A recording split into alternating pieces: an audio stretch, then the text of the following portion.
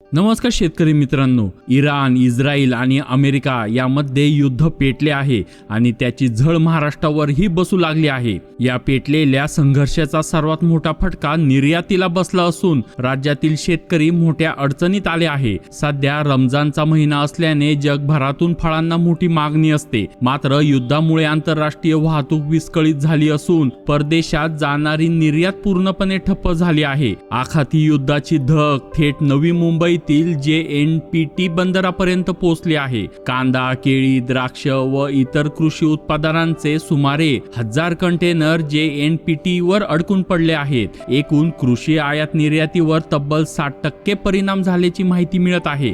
अनेक शिपिंग कंपन्यांनी आखाती देशांकडे माल नेण्यास नकार दिला असून काही जहाजांना तर माघारी फिरण्याचे आदेश देण्यात आले आहे। जळगाव जिल्ह्याची ओळख असलेल्या निर्यातक्षम केळीनं गेल्या वर्षी जागतिक बाजारपेठेत भक्कम स्थान निर्माण केले होते। त्या केळींना भक्कम मागणी मिळत होती। दररोज 20 कंटेनर आखातात जात होते, परंतु इराण, इस्रायल, अमेरिका युद्ध पेटल्यापासून केळी निर्यात पूर्णपणे कोसळली आहे। युद्धापूर्वी 2500 रुपये प्रति क्विंटल दर असलेली केळी आज व्यापारी 1500 रुपये दराने मागत आहे। शेतकऱ्यांचे मोठे नुकसान सुरू आहे। नाशिक, लालसगाव, मनमाड येथून जाणाऱ्या कांदा निर्यातीवर ही मोठा फटका बसला आहे। बहरीन, कतार, ओमान, दुबई अशा गल्फ देशांकडे जाणारा मोठा माल युद्धामुळे स्थगित करण्यात आला आहे। नवीन आदेश मिळेपर्यंत नाशिक जिल्ह्यातून कोणतीही निर्यात होणार नाहीये। युद्धाचा आर्थिक परिणाम इथवरच थांबत नाही।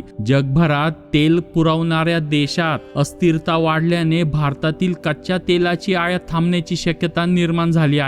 कच्च्या तेलाची किंमत सध्या $65 प्रति बॅरल आहे, मात्र संघर्ष वाढला तर जागतिक बाजारात किमती आणखी $10 ने जरी वाढू शकतात। याचा थेट परिणाम पेट्रोल डिझेलच्या दरावर होईल आणि भारतीय अर्थव्यवस्थेलाही मोठा फटका बसेल। इराणमधून होणारा सुकामेवा आणि मसाल्याचा पुरवठाही विस्कळीत झाला आहे। बंदरावर अनेक कंटेनर अडकून असून पिस्ता, खजूर, मसाल्याचे दर 10 ते 30% वाढले आहे। दुबईसह आखाती देशात पर्यटन व्यवसायावरही मोठा परिणाम झाला आहे। विमान सेवा रद्द झाल्याने अनेक नागरिकांनी पर्यटनाचे प्लॅन रद्द केले आहे। आजचे जग परस्परांवर अवलंबून आहे।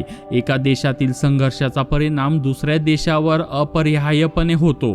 यामुळे आखातीतील हे युद्ध लवकरात लवकर थांबावे ही सर्वांची अपेक्षा आहे। अशा प्रकारे या युद्धाचा शेतीमालावर होणारा परिणामची अपडेट रोज जाणून घेण्यासाठी आताच या चॅनलला सबस्क्राइब करा आणि बेल आयकॉन क्लिक करा। धन्यवाद।